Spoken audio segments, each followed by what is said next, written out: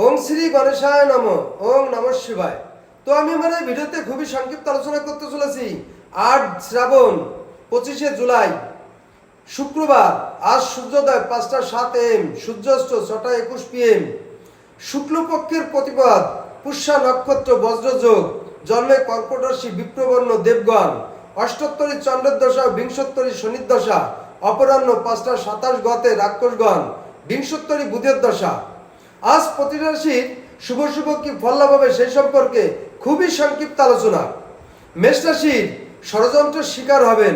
বৃষ রাশির ভ্রমণযোগ, মিথুন রাশির মতবিরোধী, কর্কট রাশির ভয়ভাব, সিংহ রাশির ভোগান্তি, কন্যা রাশির কার্য উদ্ধার, তুলা রাশির ব্যয় বৃদ্ধি, বৃশ্চিক রাশির বিপদে চালিত, ধনু রাশির বিপদ মুক্ত, মকর রাশির বিত্তহানি, কুম্ভ রাশির মনোকষ্ট, মীন রাশির ঋণ পরিশোধ হবেন।